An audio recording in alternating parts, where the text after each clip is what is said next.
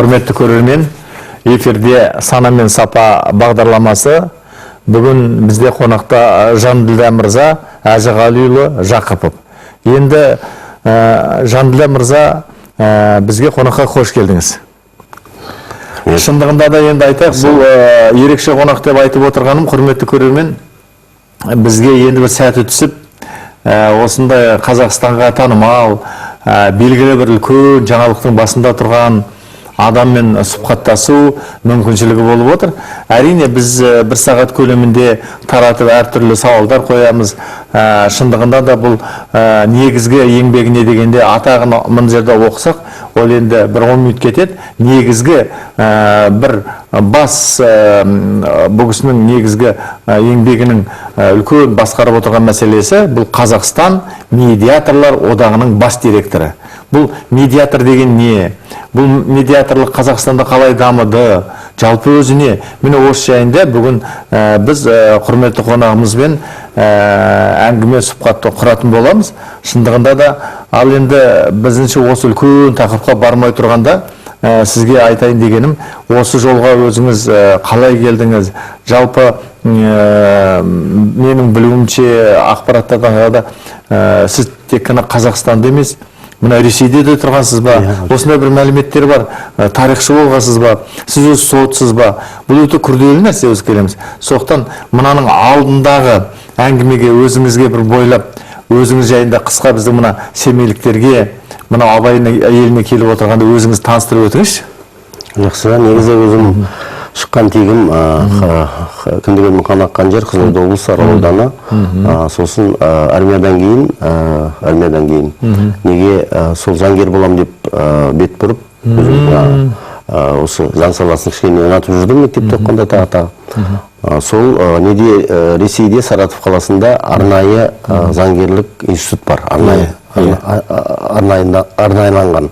Сол институтқа түсем деп бет бұрып бардым, бірақ енді білім мектепті қазақша бітірдім толығымен. Сосын нені оның алдында кішкене өзде техникум дейді қазір колледж. Оны қазақша бітірдім неде Шымкент қаласында. Енді орысша тапсыру кішкене қиынға түсті. Бірақ бір жыл дайындалып, келер жылы сол орысша емтиханнан өтіп, неге тарих факультетін тапсырдым. Заңгерлікке кішкене нем жетпеді. Білімі жетпеді тағы деген орыс тілі жағынан кішкене қиналдым десем өтірік айтпайтын шығармын. Сосын сол жерде неге оқуға түсіп, сосын сол жерде өзде кешкі оқу формасы бар еді. Сол кешкі оқуға, кешкі сабаққа нетіп, кешкі факультетке жазылып, вечерний факультетке. Сосын сөйтіп жүріп жұмысқа тұрдым. Сол ішкі істер министрлігіне қызметке қабылдандым. Сол Саратов қаласында. Сосын сол жерде бірінші балам дүниеге келді. Онан соң бір кішкене жағдайлар болып, отбасымда жағдайлар болып, сонымен нетке 92 жылы Қазақстанда мигранттар туралы заң, көші-қон туралы заң бірінші шықты. Сол заң шыққан күні неге еңбек министріне Кәрімов деген азамат еді өзде. Соның атына хат жазып, хат жолдап, одан хат алдым, барлық қайту жолыңызды бәрін көтереміз, келгесін пәтер береміз, тағы деп. Сонымен семьямды арқалап, осы еліме қайтып келдім.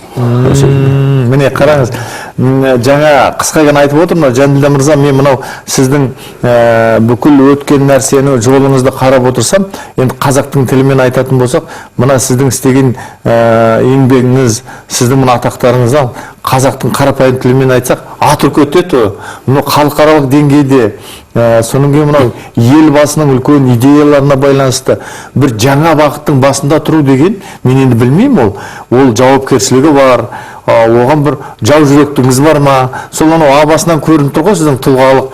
Сол қазақ мектебін бітіріп, сонау біздің қасиетті Қызылорда өңірінен шығып, анау Сарытау асып кетуіңіздің өзі де осындайға баратыңызды көрсеткен болу керек. Мына қарап отырмын, Саратовский государственный университет имени Чернышевского дейді. Одан бертін келе Алматыдағы өзіміздің Абай атындағы университетті бітіргенсіз, заңгер болып. Кейін мынау Болгария дейді, Испания дейді, тренер-медиатор дейді мысалға. бизнес тренер дейді. Қысқасын айтқанда жаңағы менің сөзімнің жаны бар. Одан кейін мынау ТМД елдерінің экономикалық сотында Минск, Беларусь, вот солардың өзінде посредник дейді. Енді оны өзі айтты, осындай жұмыстар істеген екенсіз. Әрине бұл бізді қуантады. Әрине бізді қуантады. Сонымен бірге біз әрі жеке оны таратып айтамыз. Мынау сіздің басқарып отырған мынау Қазақстан медиаторлар одағының бас директоры екенсіз. Жалпы бұл өзі осының қысқасы бірден жұмысына кірісіп кетпей, осы медиаторлық па, жалпы осы үлкен бір бағыт біздің елде байқаймын басында сіз тұрғас. Қалай қалыптасты? Алдыңғы бір белгілері неден көрінді? Өйткені бұған жеке заң қабылдану өзі үлкен құбылыс. Сол өзі қалай басталып еді осы Қазақстанда? Негізі бұл еліміздің жаңағы 50 бәсекелес елдің қатарына қосылу, тағы сондай үлкен елбасының қойған үлкен мақсаттарының бір бұрышы десем қателеспеймін. Себебі халықаралық стандарттарға сүйенсек, кез келген адамның өзінің мемлекетінде жүріп, өмір сүріп жатып, даудамай, келіспеушілік пайда болған кезде тек қана сот, тек қана тергеу ғана емес, балама басқа жолдары болу керек екен. Оның құқығын, сол кезде оның адамның құқығы толығымен сақталады деп саналады. Себебі сотта өзінің ерекшеліктері бар соттың да, ол жерде құпиялық өтпеуі мүмкін, кейбіреулерді соттың мерзімі қызықтырмауы мүмкін, тез арада өз дауын өз қолымен шешу үшін міне балама түрі пайда болды, медиация деген. Бірақ бұл жерде де біздің бұл Қазақстанымызға судай сіңіп кетіп жатыр, себебі тарихқа көз шалсақ, осыдан бір ғасыр, екі ғасыр бұрын біздің елімізде, мемлекетімізде түрме деген болмаған, абақ деген болмаған. Билер, ақсақалдар, қазылар кез келген дауды өз қолдарымен реттеп, сөйтіп тым-тырыс, құдада тиыш, құдағида тыныш қылып, әп-әдемі әрі қарай даму берген елдің қатарындамыз. Енді осы медиация тәсілі келген кезде, сол біздің қанымызда ол болғандықтан жаңағыдай дауды бір сөзбен іргетас бар дейсіз ғой бізде. Бұл біздің елімізде судай сіңіп кетіп жатыр, себебі осыдан бірнеше жыл бұрын жаңағы Минскіде, Белоруссияда, бүткіл осы ТМД елдерінің ішінде медиация қалай дамып жатыр, даму бағытын салыстырмалы түрде үлкен баяндамамен шықтым. Сол жаңағы Минскіде экономикалық сотта. Сол жерде көрсеткенім, сол зерттеуді жүрген кезде таңғалғаным, біздің Қазақстанда медиация институты жақсылап тұрып дамып келатыр. Прямо үлкен темптермен, үлкен қадаммен келе жатыр. Басқа елдерге қарағанда. Ғалымдар айтады екен, сызықтың қисығын білу үшін қасында түзу сызық болу керек деп. Сол сызықты жаңа басқа елдермен салыстырғанда біздің Қазақстан керемет. Ал енді қараңызшы, мына жерде қазір біз медиатор деген кім, бұл қалай жүріп жатыр, оған әрі тоқталамыз. Соның кейін тағы мынаған мен қолыма ұстап отырмын, арнайы өзіңіз келе жатыр дегеннен кейін дайындалып, оны қағазға алып, бәрін қарап оқыдым. Соның бірі, мысалы біздің елде енді бұл мен әрине білем, мысалы жеке бір тұлғаның, сіз сияқты азаматтардың басшылығымен бір мәселені бастап жатса, бұл өзі кәдімгі жаңа өзіңіз айтқан 50 дамыған елдің қатарына кіреміз деген азаматтығыңыз деп. Сонымен қатар мені соншалықты таң қалдырғаны біздің елімізде осы медиаторлық туралы закон Республика Қазақстан дейді. Мен енді орысшасын алыппын. Бұл жерде сол кәдімгідей заң қабылданыпты. Осы заң қалай қабылданды? Бұл заңды қабылдау мемлекеттің қандай ерекшелігін білдіреді? Осы заңның төңірегінде бір тоқталып өтіңізші. Негізі бұл заңды сол жаңа неге Европалық ОБСЕ-ге төрағалық етер кезде, сол кезде бұл мәселе көтеріліп, сол 10 жылы қабылдануға тиіс деп ойлап едік. Енді нелерде депутаттар да сол жылдары жақсылап тұрып қарап, аяғында 11 жылы қабылданды, қаңтар айында. Ол заңның қабылдау себебінің бірі біздің жаңа айтып кеттім ғой, жоғарыда халықаралық стандарт тағы.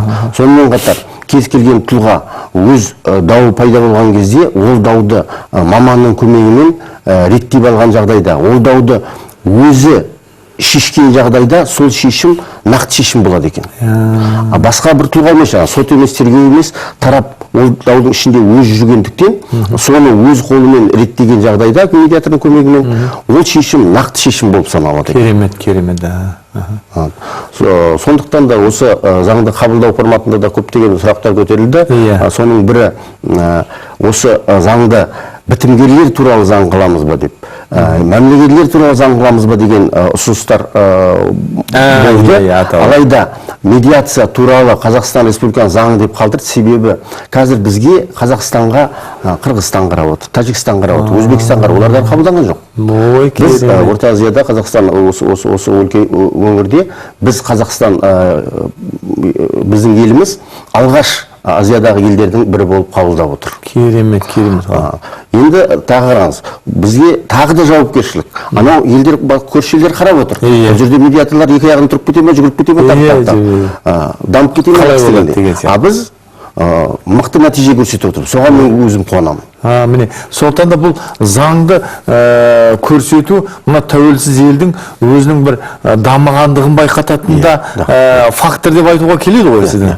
Ал енді мысалы қараңыз, жаңа өзіңіз айтып отырсыз, көптеген сіздің мақалаларыңызды оқыдым, соның ішінде қарағанда енді анықтап мына көрерменге айтайық. Бұл өзі медиатор өзі кім? Бұл сот емес, бұл прокурор емес, не болмаса бұл адвокат емес, не болмаса енді қараңызшы, бидеп айтайық десек, ол биде бір шешім шығарған, жаңа өзіңіз айтып кеттіңіз. Бірақ дегенмен де ол енді жаңа сөзіңіз өз көңілге қонымды.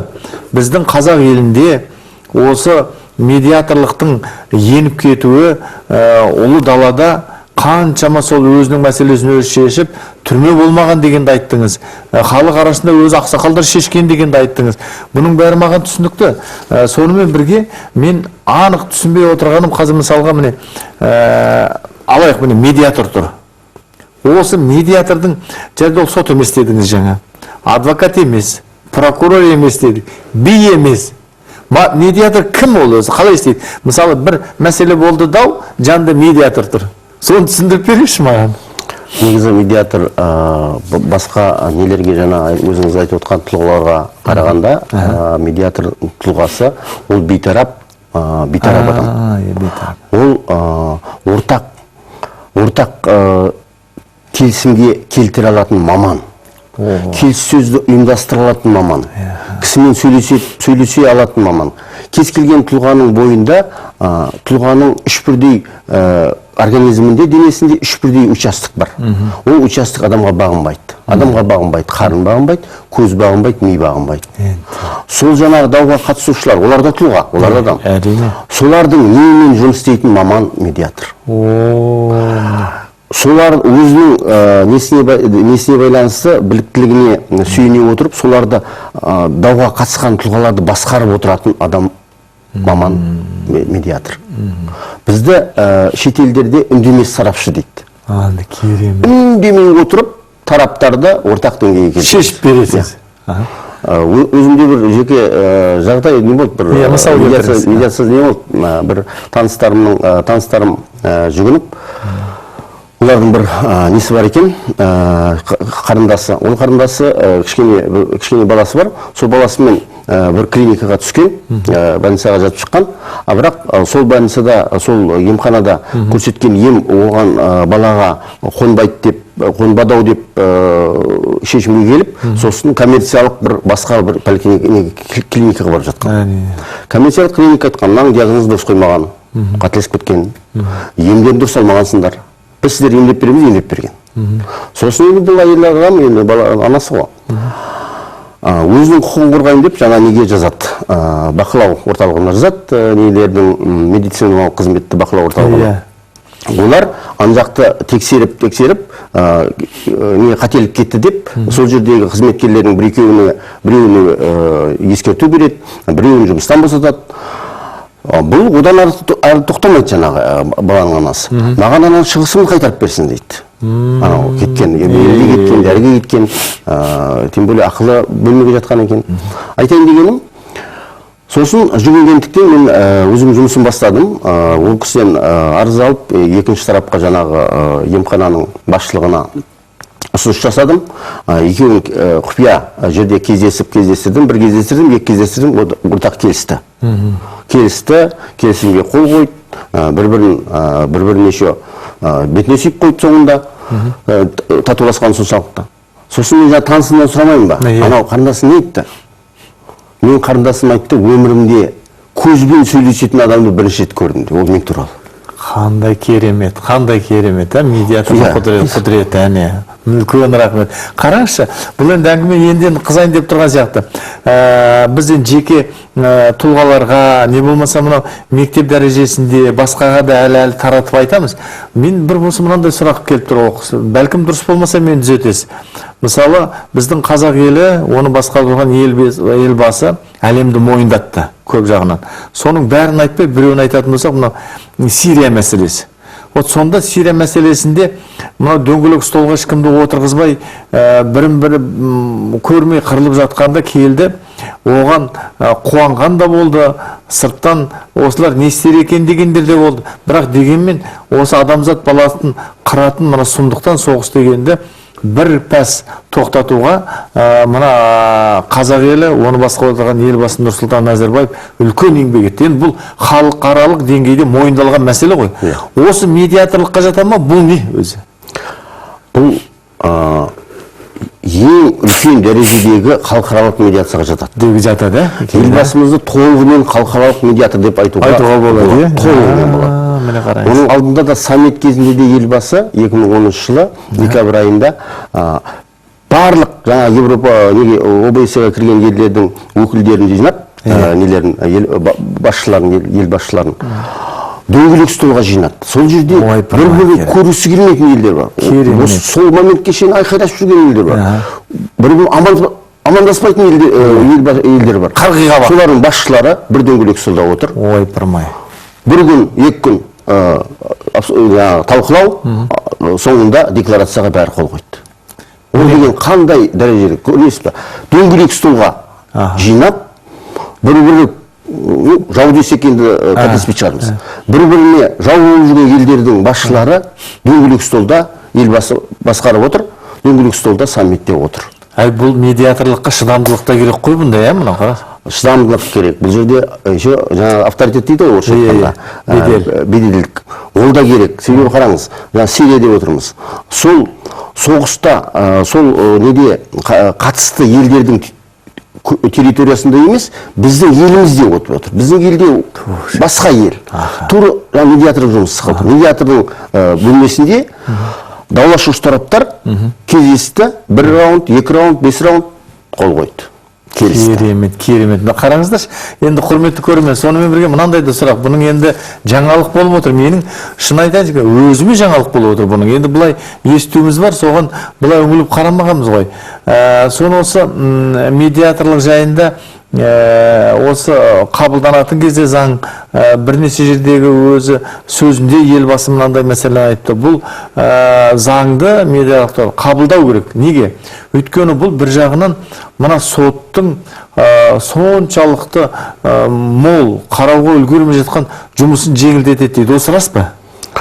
Бұл қалай? Ондай да ойлар қоғамда бар. Негізі бұл жерде тағы да жаңағыға ақсет беріп кетейін. Бұл жерде елбасының басшылыққа алған ойларының бірі деп ойлаймын, ол адамның құқығын толығымен сақтау. Міне, мәселе қайда? Адам уақытын көп сотқа кетірмесін, сотқа барған ол өкілі керек, қорғаушы керек, тағы, ол дәлелдеп жүру керек, айлап, жылдап, тағы. Сотта көрмеңіз, 2 ай бойы қаралады іс ауданда, сосын келесі саты, қанша уақыт кетіп жатыр. Сол мен әр жағдайда медиациядан шыққан кезде, өткенде бір медиация өткіздім, 3 көрші, бөлмеге, тағы нелерге, кондоминиум ғой, таласып жатыр. 3 сағаттай отырдым, кешкі сағат 5-те бастадым, кешкі сағат 8-де, 8:30-да уже келісімге қол қойды. И үйге келе жатырмын.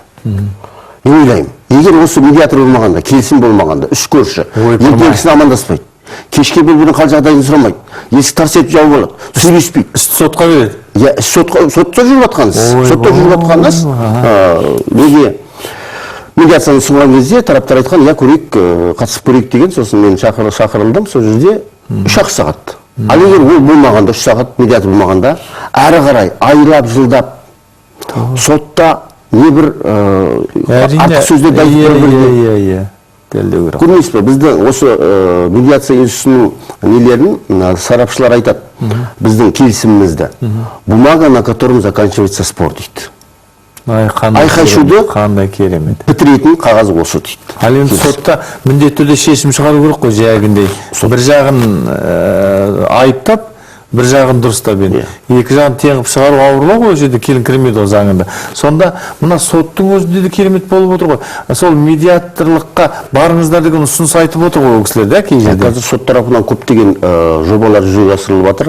Қазір осы Жақып Асанов бастаған жоғарғы сотта ең күрделі, ең мықты десем қателеспеспін, ең мықты жобаның бірі сотқа дейінгі дауды реттеу орталығы ашылайын деп жатыр Қазақстан.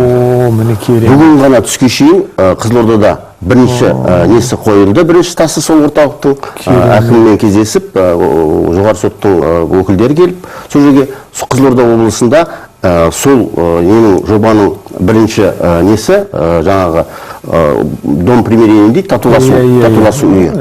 Сол жерде, ол жерде адвокат отырады, ол жерде медиатор отырады, нотариус отырады. Сосын психолог отырады. Сөйтіп, сол мамандар бір жерде жиналып, кез келген дауды реттеуге, сотқа дейін реттеуге көмектеседі.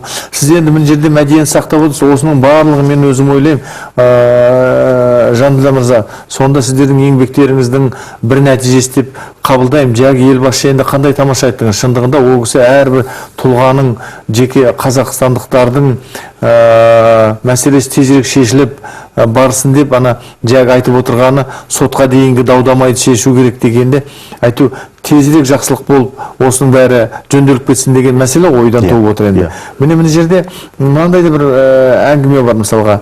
Жалпы мынау әлемде осы медиаторлық қалай дамыған, Қазақстанда қалай? Енді шынбай өтірік пе, біздің Қазақстанда медиаторлықтың дамуы 2%, қай бір елдерде 90% дейді. Бірақ енді ол басқа елдерме, тіпті біздің маңайымыздағы елдерде медиаторлық тіпті жоқ екен. Онда ол 2% емес, 0% болып тұр ғой бұл жерде. Сондықтан да бұның осы жерде әлемдегі медиаторлықтың дамуы бір, Қазақстандағы дамуды жаңа шетін айттыңыз, соңа кәсіпқой және кәсіпқой емес медиатор деген ұғымдар бар ма? Осы сұраққа нетпес бұрын, жаңа елбасы деп жатырмыз, тағы да бір нені айтып кетейін, ол енді құпия емес, қазір интернет жүйелерінде айтылып жатыр. Қазір анау Украинадағы жағдайды бұрын соңды Минскіде қарастырылған, енді сол Минскіде ол шешімін таба алмай жатыр. Әлі ол Украинадағы жағдай әрі қарай әлі несін беріп жатыр деп, жаңа өзінің несін қиындықтарын көрсетіп жатыр. Соны Қазақстанға аудармақшы. Сирияның опытын көрді. Қазақстан қалай араласты, бейтарап үшінші тұлға болып, үшінші мемлекет ешқандай несі жоқ бұл жерде. Тура енді Украинаның сұрағын тағы да Астанада шешпекші. Енді кейбір елдер оны шамданып та жатыр енді, ондай да бар. Бұл керемет екен, соны айтты. Содан кейін кәсіпқой кәсіпқой емес, медиаторлар екі бірдей тұлға көрсетілген біздің заңымызда, медиация туралы заңда. Ол жерде көп жерде айтылады. Неге біз кәсіпқой емес медиаторларды неге араластырдық, осы ондай тұлғаға неге жол бердік. Кәсіпқой емес, олар ешқандай дайындықтан өтпейді, тегіннен тегін тағы деп айтып жатады. Ол жағында менің айтарым бар. Құқық қорғаушы ретінде, бұл жерде құқық қорғаушы онда басқа құқық қорғаушы ретінде кәсіби медиатор өзінің қызметін ақылы да ақысыз да көрсетеді. Ал кәсіби емес медиатор ақысыз, тегін кез келген дауда жүрген тараптарға өзінің қызметін ақысыз көрсетеді. Сосын бұл жерде көрмейсіз бе, біздің ненің депутаттардың алдында бас киімі шешкімге шляпымды жаңа орыстар айтпақшы. Көрмейсіз бе, соның арқасында, кәсіби емес медиаторлардың арқасында кез келген тұлға, ол қаражаты болсын, қаражаты болмасын, жағдайы нашар болсын, тағы. кез келген тұлғаның медиацияға деген несі медиаторға бара алады. Егер түк қаражат жоқ болса, кәсіби емеске барады, кәсіби емес көмектеседі. Яғни қысқасы бұның барлығы өзі еліміздегі мына халыққа көмектесу ғой. Бұл енді нағыз білмеймін, осы халықтың жағдайын ойғанда ең бір адамгершілік бағыттағы бұл жүйеме деп қалдым мен өзі, өйткені медиаторлық деген. Ал енді сонымен бірге бұны былай да айтады, мысалға мынау Қайрат Мәми өзіңіз білесіз, заң ғылымының ғалымы ретінде айтып отырмын. Заң ғылымының докторына билер соты әлемдік құндылық деп жатыр, не болмаса мынау Салық Жиманов ағамыз академик, енді оны өзіңіз білесіз. Онда да мынау қазақтың билер соты бірегей сот жүйесі дейді. Сонда жаңа өзіңіз айтып кеттіңіз, осы Салық Жиманов ағамыздың Қайрат Мәмидің айтқан сөзі сияқты біздің іргетасымыз осы кезінде қазақ даласында билер сотының болғаны деп. Енді оның әрине медиаторлықтың айырмашылығы бар ғой. Бұл жалпы үндес ретінде айтып отырмыз. Неге деген мен жаңағы сұрағым менің әлемде дамыған дедік қой. Сол қай елдерде дамыған? Бұл әлде бір медиаторлық әлемде бірдей ме? Жоқ, белгілі бір мемлекеттің медиаторлық дәстүрін үлгіге алып отырсыздар ма? Негізі осы бүгінгі күнгі қолданып отырған медиация заңындағы медиатордың тұлғасы, медиация рәсімінің институтының өзінің формасы қазіргі әлемде өзін көрсетіп келатқан форма. Яғни өткен ғасырдың 20 ғасырдың 50-60 жылдары басталған осы медиация рәсімі батыс елдерінде, Австралия, Америка елдерінде басталды. Ол жерде беделді кәсіпкерлер, үлкен корпорацияның басшылары өздері отырып шешкен. Біз неге сотқа барамыз?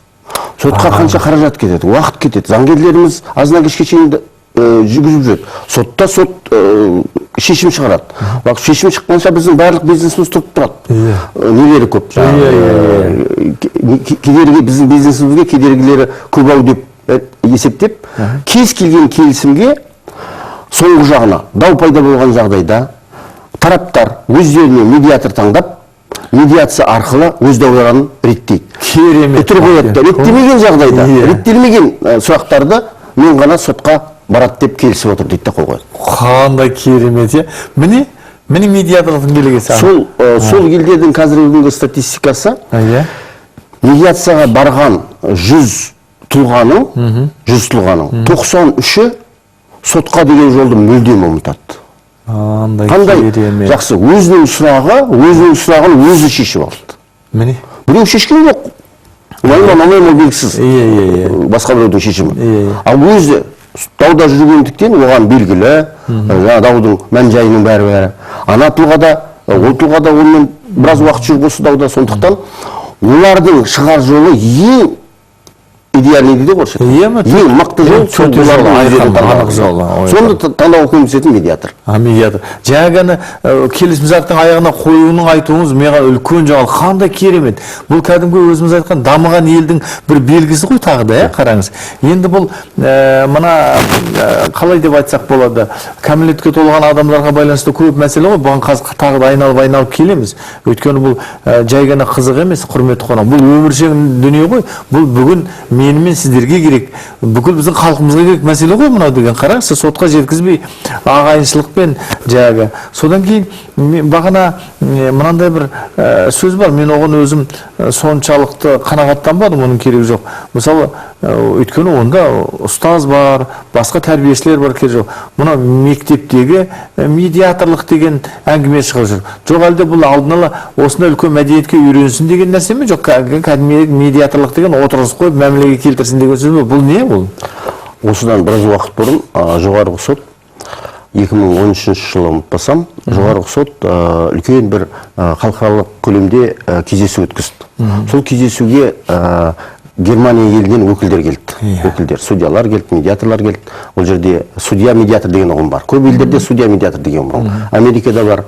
судья болар кезде судья керек кезде судья болып отырады, медиатор деп таңдаса несін шешіп, бас киімін шешіп, жаңағы тараптар отырған столға отырып медиация рәсімін бастайды. Керемет. Сол Германия елінің медиаторлары айтады. Біздің елімізде дейді, эксперимент түрінде бір штатта, бір округта мектепті бітіретін балдарды сөйлесу тәсілін үйреттік дейді. Міне мәселе қайда. Дауды басқару тәсілін үйреттік дейді. Міне мәселе қайда. Сосын 10 жылдан кейін сол округты тексерсек дейді, 10 жыл бұрын статистиканы жинаған қанша даулар тіркеліп жатыр сол округта. 10 жылдан кейін тексерсек, 37%-ға сотқа жүгіну түсіп кеткен. Керемет. Анау тәрбиеленген балдар дау болған кезде өздерін қалай істеу керек, қалай сөйлесу керек, қалай келісу керек, қалай сөйлесу керек. Өзі де біледі ғой. Ол дауды басқаруды біледі, еще даудың ішінде жүрген кезде не істеу керек. Өзі егер кейін бизнесмен болса, келісім шарттың артына жазып қояды ғой. Анандай дау болатын болса, алдымен медиаторға. Сөйтіп, сол жобаның арқасында тағы да белгілі болды. Адам болғасын жерде дау болмай тұрмайды. Біз әрқайсымыз әртүрліміз. Біреуге ақ болса, біреуге сұры болып көрінер заттар тағы. Сол сықылды дау пайда болған жағдайда анау ілім алып, мектептен ілім алып, сынып барысында ілім алып шыққан қалай сөйлесу керек, қалай отыру керек, қалай тұру керек, тағы. Адамның миы екі бөліктен тұрады, әрқайсының функциясы әртүрлі. Адамның миы екі бөліктен тұрады, әрқайсы функциясы әртүрлі. Сол қай бөлігіне жақындап отыру керек, ер адам болса қалай сөйлесу керек, әйел адам болса қалай сөйлесу, сол бәрі тәсілді біз медиаторларға үйретеміз негізі. Сол тәсілді анау балалар оқып шыққан мектептен. Қалай сөйлесу керек, келіссөз қалай жүргізу керек тәсілдерге. Сондықтан бұл мектептен бастау артық емес деген тұжырымдасыз ғой, иә? Ал енді жаңа өзіңіз бастап кеттіңіз, мен сол сұрақты қояйын деп дайындап отырғам. Мына жерде бағана жақсы мағынада айттым, енді замандасым екенсіз, содан кейін қалжыңдап айтып отырмын ғой, сіздің мына атағыңыздан, мынау жасаған жұмысыңыздан аты деген қазақ ол жақсы мағынада айтып отырады оны. Өйткені көп еңбек сіңірген, және де көбі мынау халықаралық деңгейде. Енді сол көп қызметіңіздің бірі, міне мен жерде мен оқып отырмын, мынау тренер деген, медиатор тренер. Сонда мына жерде 5 жылда 100-ден асқан курста мысалға болған. Не болмаса, сіз ана практикующий медиатор дегенде, мынау күнделікті өзіңіз араласып жүрсіз бұл жұмысқа дегенде, жылына 200-ден астам осындай медиаторлық қызмет атқарғансыз мысалға. Енді бұл ескі ақпаратта болуы мүмкін, жалпы бағытта айтып отырмын. Сонда сізден қалай бұл ресми түрде ме, қалай оқытасыз? Мынау тренер медиатор деген кім? Ол тренер медиатор кім бола алады, кәсіби медиатор кім бола алады? Ол туралы мемлекеттің арнайы қаулысы бар. 2011 жылы заңға қол қойылған жылы заң күшіне енбес бұрын сол қаулы дүниеге келді. Ол қаулыда нақты көрсетілген. Медиатор тұлғасы кім бола алады, кәсіби медиатор? Қандай оқудан өту керек? Ол оқудың несі бағдарламасы толығымен сол неде қаулыда көрсетілген. 770-ші қаулы 5-ші шілдеде дүниеге келді 2011 жылы. Кәрім Мәсімов мырза қол қойды сол кезде премьер-министріміз. Сол қаулының ішінде көрсеткен тренер медиатор деген кім? Тренер медиатор деген 3 бірдей оқудан өткен тұлға. Біріншісі жалпы курс, екіншісі арнайы мамандандырылған курс, медиация курсы, үшіншісі тренер медиатор курсы. Негізі ол тренерлік атақты мен Испания, Болгария елдерінде оқып жүріп алдым. Сосын осы жерде ратификация не өттім, жаңағы не дейді? Тіркелдіңіз қайтадан, біздің заңға сәйкес. Заңға сәйкестендіріп сертификат алдым. Сондай тұлға ғана тренер болады. Негізі соңғы кезде біз, жаңа сіз айтып отырсыз 200-ден астам деп, негізі осы өлкеге, Семей өлкесіне келмес бұрын санағанымда 362 медиация өткізіппін. Соның екеуі әлі жүріп жатыр, 360-ы біткен медиациялар. Соның 94% ортақ келісімге келіп бітті. Ол үлкен нәтиже болды, үлкен нәтиже. Небір даулар болды. Үлкен компаниялар, ірі компаниялар даулар болды. Бір үлкен компанияда ол жерде, осы жерде екінші Жаңаөзен болады деп кейбір скептиктер айтып отыр. Сол дауда мен сол жағдайда сол үлкен компанияның басшыларымен, несімен жаңағы құрылтайшысымен, кәсіподақ өкілдерімен 5 күн жұмыс істедім. 5 күн. 5 раунд дейміз ғой енді. Біздің сізмен айтқанда. 2 раунд. Алматы қаласында 3 раунд жаңағы үлкен компанияның өзінің орналасқан жерінде, оңтүстік жақта. Әр жағдайда неден шыққаннан кейін қол қойып, ортақ келісім келіп, бәрі келісімдердің қолдарын алып, біткеннен кейін тағы ойланамын. Егер осы медиаторымыз не болар еді? Мүмкін жаңағы жаман айтпай жақсы жоқ деп жаңағы скептиктердің айтып жүрген екінші жаңа өзіңіз болар ма? Деп аузымды ашып қойдым. Сондай кезде тағы да елбасын еске алып, қандай мықты шешім осы көрегендігі. Сол осы медиация заңын елімізде қабылдаған. Міне керемет. Ал енді мен тағы да мынандай бір практикалық сауал қояйыншы. Мысалы мен міне ертең медиатор болғым келді, сіз маған сабақ бере аласыз ғой енді. Сонда сабақ бергенде сізде қалай, оның белгілі бір бағдарламасы бар ма, ол бір сертификат бере ме, жоқ Тұрсын мырза өз былай-былай өткізесіз деп 1-2 сағат шай ішіп қойы бере саласыз ба? Бұл өзі медиаторлыққа дайында өзі қалай, бұның жүйесін айтыш? 1-2 сағат шай ішіп деген сразу исключаем. Себебі медиацияның жұмысы ол кәсіп. Анау дауласушылардың олар тағдыры, олардың ішінде олардың өздерінің өмірдегі ең мықты деген жаңағы күрделі деген сұрақтармен келуі мүмкін. Егер дайындығы болмаса шешкеннен біз дейт алмаймыз. Ол оқу форматында, ол бағдарлама жаңағы үкімет тарапынан айқындалған, сол бағдарлама бойынша жүргізіледі сабақ. Бағдарлама бар. Бағдарлама бар. Сол бағдарлама форматында қақтығыс деген не? Қақтығысты болдырмау үшін не істеу керек? Қандай сөздер қақтығыс қалып келеді? Қандай іс-әрекет қақтығыс қалып келеді? Соның бәрін майдалап, бәрін өтеді. Сонымен бірге, сосын жаңағы жоғарыда айтып кеткендей, қалай оларды басқару керек? Бізде кейбір жағдайларда, оны медиациядан басқа ешкім істей алмайды. Кейбір жағдайларда тараптарды бір-біріне көрсетпей, бөлек бастап, бөлек ортақ келісімге келтіре аламыз. Оны ешкім істей алмайды. Сот, тергеу бәрін жинайды, ашық жағдайда бәрі өтеді. А бізде ондай да форматтар бар. Тәсілдер бар, қалай көрдірді? Сондай тәсілдерді қалай жүргізу керек? Медиацияны қалай жүргізу керек? Қалай кісімен сөйлесу керек? Үлкен ғылым ғой бұл енді? Бұл ғылым. Адамның тұлғасына қарап отырып, ол адамды қалай оқуға болады? Сократ айтқан екен. Скажи мне что-нибудь, я хочу тебя увидеть деп. Адамның бетінде ғана 60 бұлшықет бар. 10 мың мәлімет береді. Беті. Адамды оқуға болады. Ой, парман. Төбесінен табанына шейін жатқан мәлімет. Адамның 15 минут, 20 минут уақыт сөйлесіп, ішкі жан дүниесін білуге болады. Медиаторың деген мына бір керемет нәрсе болды ғой, бұл халыққа да көңілсіз. Ал енді сонда қараңызшы, сіз енді жаңағындай қаншама таратып айттыңыз, осының бәрін оқыттыңыз. Соның кейін сіздің көңіліңізден шықты жаңағы оқыған тыңдарман, тыңдаушы, медиатор боламын деген. Соның кейін ол мен бітірдім дегенде қолына бір қағаз ала ма? Негізі кәсіби медиаторлар сертификат алып, ол сертификатпен кәсіби медиаторлар ұйымының реестріне тұрады. Кәсіби емес медиаторлар оқудан өтпейді, алайда жергілікті атқарушы органның реестрінде тұрады, әкімдіктердің. Ауыл әкімдігі, қала, кент, аудан әкімдіктерінде реестр жүргізіліп отыр. Біздің Семейде де реестрлер бар.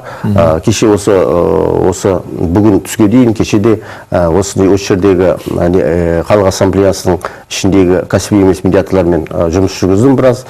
Олар бұл неге реестрге тіркеліп кәсіби емес болғанымен арнайы оқу өтпегендіктен көп нәрселер оларға белгісіз. Менің бар ойым соларға кішкене жеткізу, что медиатордың кәсібіне шетелде 5 жыл, 6 жыл оқиды. Институт бітіреді. Себебі бұл жатқан тәсіл, жатқан технология. Адамды ішіндегісін біліп алу, ол оңай нәрсе емес. Оңай нәрсе емес. Ал енді қараңызшы, Жанділдә мырза, мынау әңгіме дегенің шындығында мынау тереңдеп бара жатыр да. Сонда бұл осындай жаңа сіздің сөзіңізді ұққаным, бұл медиациялық тәртіптің мақсаты мынау тараптардың шиеленіскен деңгейін төмендету, даудың екі жағын қанағаттанатын шешімге келу деген сияқты қорытып айтсақ та былай. Сонымен бірге қараңыз. Сіз осындай дайындайтын мүмкіншілігіңіз бар.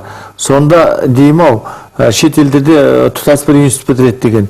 Сонда бізде осындай медиаторлар дайындайтын жеке институт, бір орталық бар ма? Жоқ, мына өзіңіз басқарып отырған, мынау Қазақстан медиаторларының, мысалы, одағының бас директорсыз ғой. Сонда осы бір жүйеге түскен бе? Мысалға, бір тыңдап отырған адам оқысы келетін болса, кәсіпқой оқыту үшін сол жеке сізге шығу керек пе? Жоқ, белгілі бір аталған бір институт сияқты бір мекеме, институт бар ма? Ол қалай өзі бұл? Арнайыланған институттар, оқу орындары жоқ. Негізі бұл заңымызда былай деп көрсетілген. Тағы да осы кішкене шолу жасап жіберейін, бәрімізге тағы түсінікті болу үшін. Бұл жерде медиаторлардың қызметі қоғамдық ұйымдарға, үкімет емес ұйымдарға, коммерциялық емес ұйымдарға жүктелген. Бұл салаға мемлекет араласпайды. Сосын дайындауында сол үкімет емес ұйымдары, медиаторлар ұйымдары дайындайды. Тренерлер. Түсінікті. Қазіргі пока форматы, пока деп қазіргі формат жаңағы 48 академиялық сағат. Бірақ мен өз басым 700-ден аса медиатор дайындадым, біздің ұйымда тұрған. Олардың бәрі бірдей, бәріміздің көз жеткізгеніміз 48 сағат өте аз. Бұл жатқан тәсіл. Шетелде жайды отырым, институттар бітіреді. Сондықтан осы қазір сөз болып көтеріліп жатыр. Кеше жұмыс тобында бізде ұсынысымызды айттық. Осы оқуды жоқ дегенде 1 жылға шейін, немесе 2 жылға шейін созып. Сосын оқу бітіргеннен кейін стажировка нету жаңағы, бейімделу, осы кәсіпке бейімделу. 3 ай болсын стажировкадан өту. Сондай сықылды мақсаттар біздің өзіміздің немізде тұр. Оны айтып жүрген жерімізде. Себебі 48 сағат өте аз. Бұл деген адам негізі сол дауласушы тұлғаның өзі ол күрделі адам. Ол ішкі жан дүниесі, тағы оның көптеген сұрақтары бар. Кеше ғана бір кісі келіп, бір сұрақпен келді, жарты сағатта 40 минутта сөйлестік. Ол сұрақтан 5 сұрақ шықты. Яғни бір дау, кәдімгі қарапайым десем де болады енді, оны да кездесіп өтетін дау.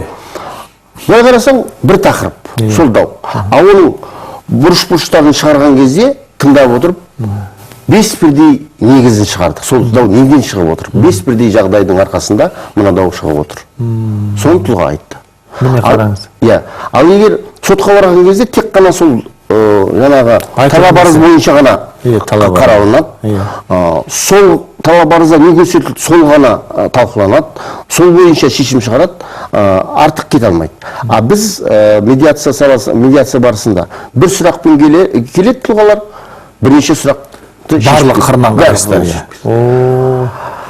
Анау келісім, жаңағы соңғы келісім, соңғы қағаз, тараптардың қол қойып, дауға нүкте қоятын қағазы. Сол қағазда тараптардың, ол қағаз тараптарға бірдей түсінікті болып, сол қағаздың жазылғандар нақты ашық көрсетіліп, ашық болғанда жаңағы түсінікті көрсетіліп, сөйтіп кетеді. Өткенде бір ерлі-зайыптылар жүгінді, ерлі-зайып болған. Ортада бір ғана бала бар екен, сол баланың 5 жасар қыз бала, сол баланың қай мектепке барып түседі. Енді ажырасқан әке-шешелері. Ол бала қай мектепке барып түседі. Қай мектепте оқиды, садикке барып жүрген бала. Садикке кім ақшасын төлейді? Мектепке қай мектепке түседі? Ол мектепке кім апарады, кім алып келеді? Сосын ол бала, қыз бала әкесінің несін ата-әжесіне жылдың қай уақытында барады? Ол сапарды кім оны апарып алып келіп жүреді? Мектепті бітіргеннен кейін қай елге барып оқуға түседі? Қандай оны кім төлейді? Соның бәрін жазғанда 8 бет болып шықты. Ой, пырмай десеңші, бұл адам тағдыр деген осы ғой міне. Үйленем деген жағдайда қай тарап қандай немен жаңағы әкесі қанша пайыз, анасы қанша пайыз қаражат құяды үйлену тойына. Неден мектептен шығар кезде, выпускной бал дейді ғой қазір, выпускной заманның несі, выпускной балына кім киіндіреді, кім қаражат бөледі, соның бәрін шаққан кезде 8 бет келісім шықты. Енді қалай болғанда да жеңілдік қой оларға. Әйтеуір шатасы ұрысып жүргеннен гөрі, жаңа қолында қағазы бар ғой өздерінің. Мен бір кереметі медиатор арқылы екеуі ортақтасып отырып, соған өздері мойын ұсынып отыр ғой, мынау қарасаңшы. Сосын біздің елімізде тағы ерекшелік медиация жағынан. Біздің еліміз көптеген елдерде ол жоқ. Дамыған елдерде де кейбіреулерінде ол жоқ. Біздің елдегі медиацияны қылмыстық істерге де араластырды. Ресейде медиация заңы бар, бірақ қылмыстық іске араласпаған. Тек қана азаматтық қарым-қатынас. Осы да көп жерде, кейбір жерлерде сөз болады. Осыдан ұмытпасам 4 жыл бұрын, 2013, 5 жыл бұрын, 2013 жылы бір үлкен онлайн конференция болды. Ол жерде жоғарғы соттың басшылығы, юстицияның басшылығы, әділет министрлігінің басшылығы, сосын тағы бір орган болды, прокуратураның басшылығы. Үлкен конференция өтті Қазақстан бойынша. Сол жерде бір ауданнан, облыстан бір тұлға сұрақ қойды. Біз неге медиацияны қылмыстық іске араластырдық? Қылмыстық іске араластырып, біз оларға қылмыскерге, получается, біз оны жағдай жасап отырмыз, қарай қылмыс жасауға. Сол кезде есімде жоқ, соттың төрағасы немесе сол прокуратура басшысы микрофон алып былай жауап берді. Қараңыз деді, ауылдық жер, көршінің баласы, екінші көршінің несінің қорастан тауық ұрлап кетті, там қойын ұрлап, сойып сатып жіберді, базарға сатып жіберді. Егер олар келіспеген жағдайда не болады? Ойлап қараңызшы. Бала сотталады. Может, олар құда жекжат шығар.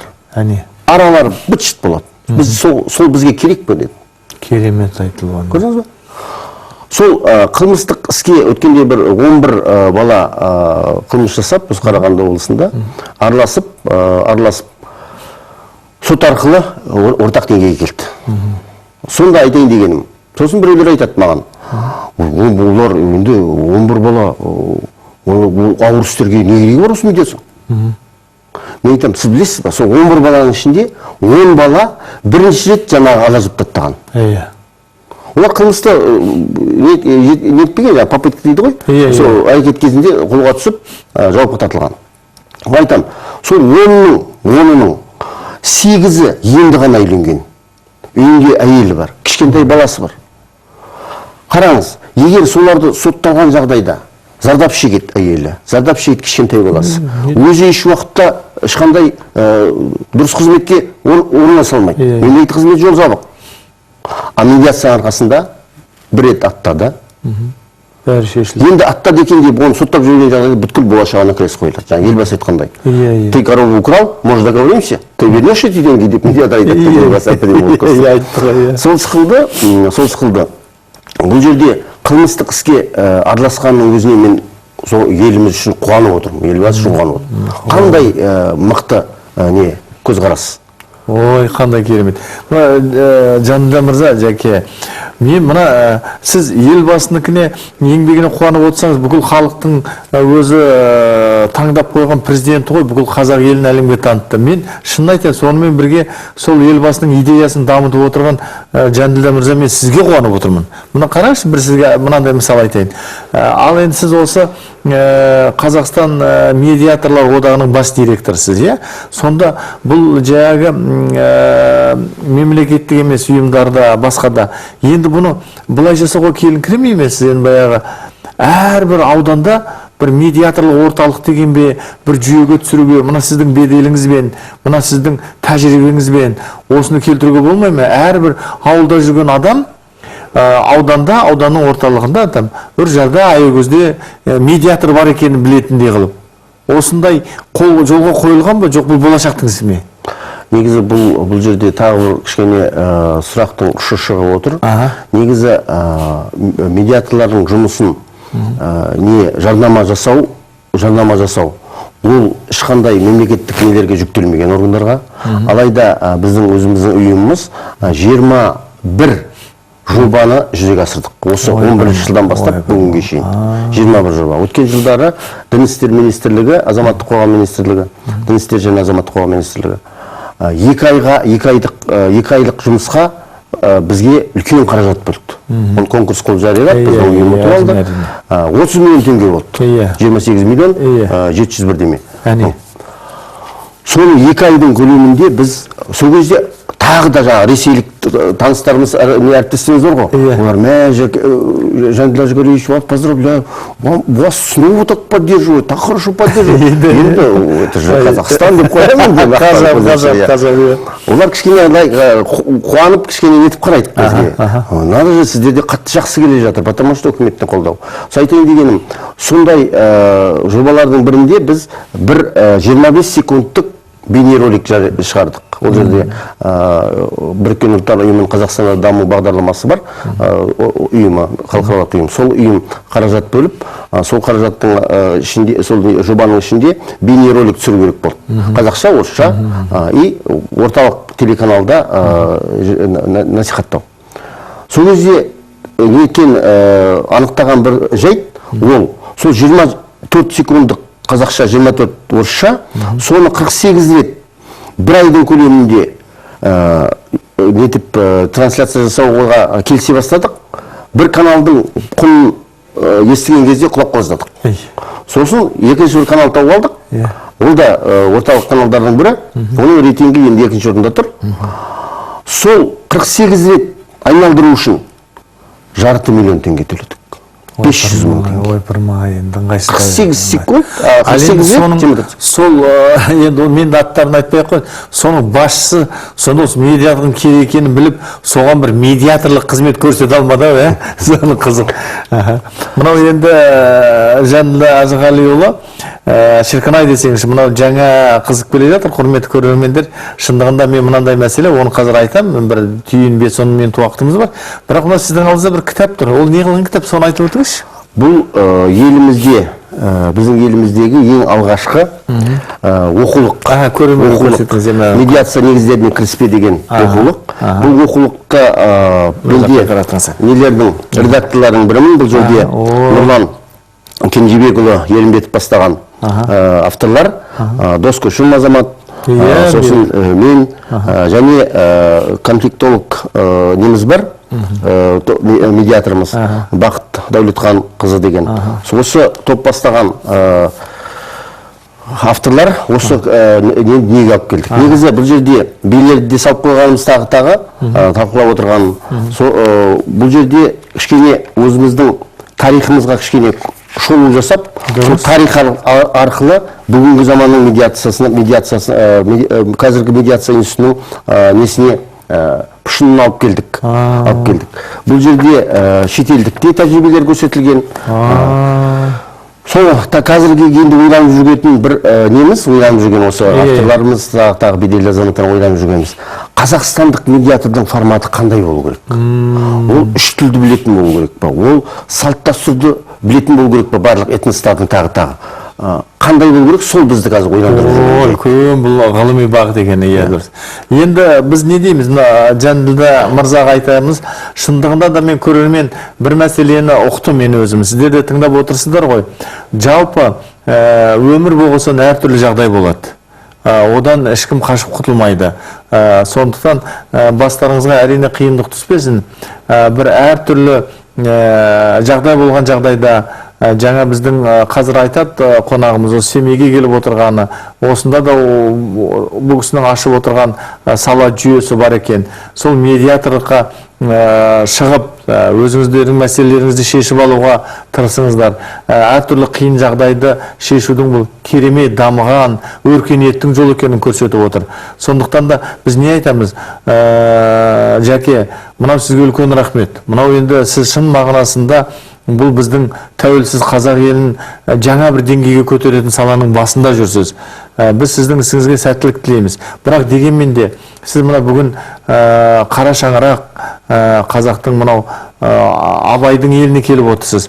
Сол бір-екі минут уақытыңыз бар. Соқтан семейліктерге арнап қай жерде ашылып жатыр, бұл жердегі өкілдеріңіз немен істейді? Жалпы семейліктерге өзіңіздің қандай айтатын лебізіңіз бар? Міне сізге рұқсат.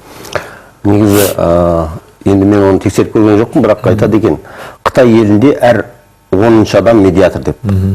Сол сықылды өзіміздің егер осындай қызметке дайынбыз деп санасақ өзімізді, әрі қарай да неге қоғамға деген өзіміздің үлесімізді қосқымыз келсе, бұл медиаторлық кәсіп бәрімізге де керек десем қателеспеспін. Себебі өмір болғасын біз аздан кешке шейін келіссөз жүргізіп жүреміз.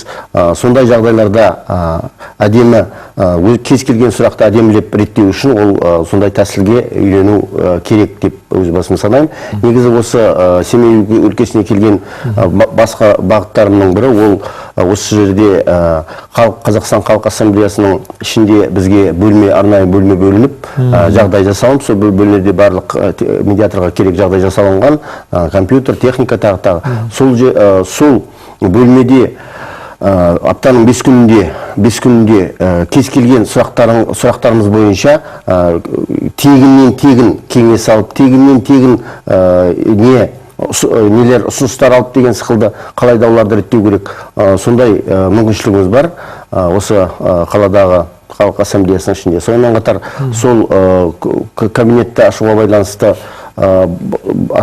ашуды бетке ұстап келген, сол ашу форматында біз Халық Ассамблеясына меморандумға отырып, әрі қарай осы салада жұмыстарды осы Семей өлкесінде, Семей өңірінде, жаңағы Абай атамыздың өлкесінде әрі қарай дамытуға бет бұрып отырмыз. Әлі де болса біз курстарда жүргіземіз, сосын нелерге тараптарға өз көмегімізді тигізуге дайынбыз.